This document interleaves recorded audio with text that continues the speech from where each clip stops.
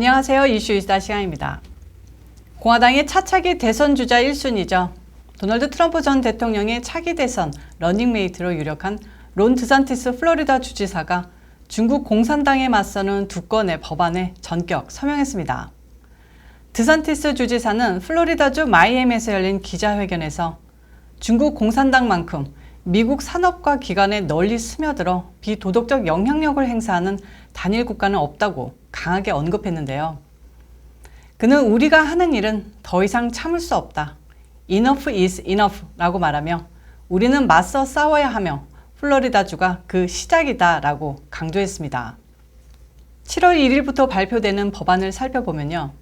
일단 공공 및 사립 고등교육기관이 중국 정부 또는 중국에 영향을 미치는 기업과 제휴 혹은 협력을 맺는 것을 금지하고 있습니다. 미국에 퍼지는 강력한 반중국 정서에도 불구하고 미국에는 총 47곳의 공자학원이 운영돼 논란인데요. 공자학원은 유교와 중국 문화, 한자를 교육하는 이외에도 수강생들을 친중 미국인으로 만들고 그들이 사회적, 정치적으로 영향력을 가질 수 있다고 판단하면 특별 관리를 통해 간접적인 스파이로 만든다고 알려져 강력한 규제와 반발을 얻고 있습니다. 플로리다주에서는 지난 2019년 9월 마지막으로 남은 공자학원을 폐쇄한 바 있습니다. 현재 미국에는 총 47곳의 공자학원이 운영되고 있는데요. 드산티스 주지사는 이번 법안이 중국 교육기관과 협력관계를 구축하려는 모든 기관과 단체, 개인이 충분히 조사받도록 할 것이라면서 문제 있는 이들이 신성한 학교와 연루되는 것을 원하지 않으며 새로운 법을 어기면 책임을 물을 것이라고 강조했습니다.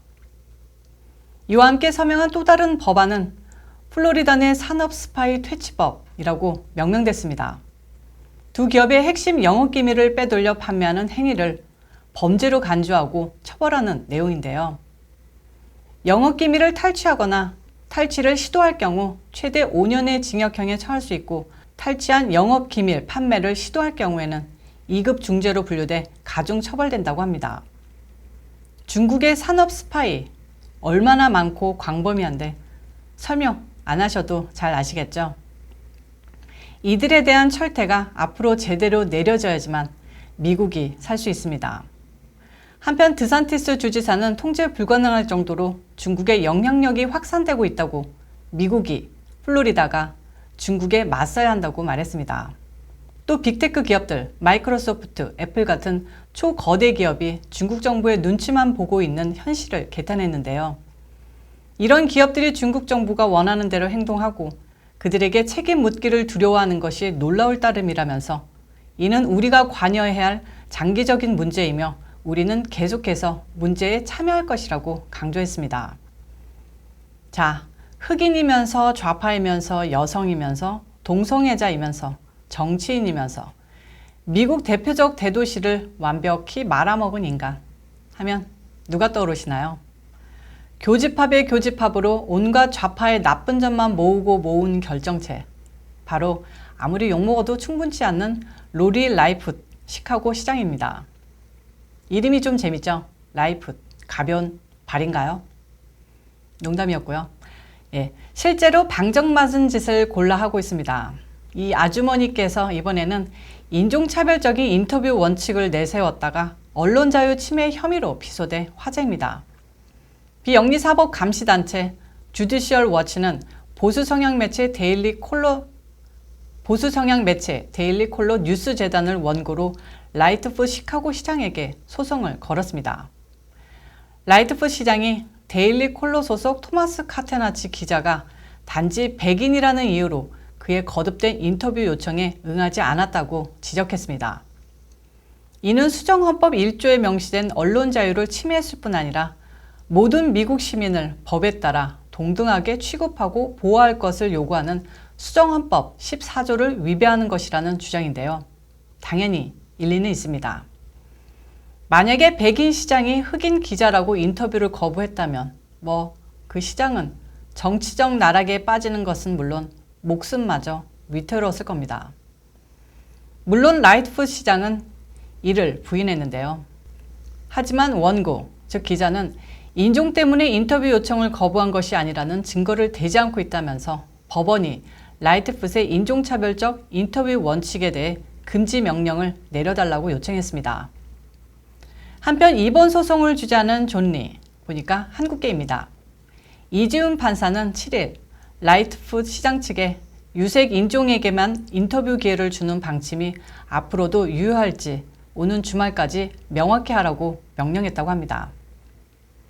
2019년 선거를 통해 미국 대도시 최초의 동성애 흑인 여성 시장이 된 라이트풋 시장은 취임 2주년을 맞아 흑인과 라틴계 기자에게만 1대1 취임 기념 인터뷰 기회를 주겠다고 선언해 역차별 논란을 불러일으킨 바 있습니다. 소위 진보주의자들조차 이를 진보주의를 위장한 차별이며 인종주의라고 비난해 논란이 일어난 바 있습니다. 지금 시카고, 텅텅 빈 상점들과 실업자들로 넘쳐나는 최악의 도시입니다. 코로나 구호 법안으로 변칙적으로 바이든이 증여한 천문학적 예산으로 근근히 버티고 있는데 만약 트럼프 전 대통령이 재선돼 무책임 도시나 주정부에 대한 지원을 거부했다면 폭동이 일어나서 시장이 쫓겨났어도 아무리 뭐라 할 수 없는 것이었죠. 좌파들의 이중잣대, 무책임한 행정 능력이 너무나도 명확히 드러나는 시카고, 언제 한번 제대로 수다 떨어보겠습니다. 자, 마지막 소식은 해리스 부통령 얘기로 마무리하겠습니다. 그녀가 남미를 순방했는데요. 딱 한마디 했습니다. 남미 가서 또 뭐를 했을까요? 그 말 한마디 했습니다. 말한다고 들을 사람인가요? 불법 이민자 대책이 그 나라 가서 오지마 라고 한마디 하고 오는 거면 저도 부통령 하겠습니다. 이분 중남미 순방 얘기는 길게 할 가치도 없는 것 같습니다. 이슈 이슈다 여기까지입니다. 시청해주셔서 감사합니다. 어제에 이어서 1+1 영상 시청 캠페인 쭉 이어집니다. 참, 어제 이슈다 영상이 오늘 새벽에서나 광고가 적합하다면서 제한이 풀렸다라는 메일을 보냈더라고요. 참나 어처구니가 없습니다. 아주. 시간 나시면 영상 다시 한번 그냥 틀어서라도 놔주시길 부탁드리고요. 오늘도 좋아요와 구독 꾹꾹 눌러주시고 전 내일 또 컴백하겠습니다.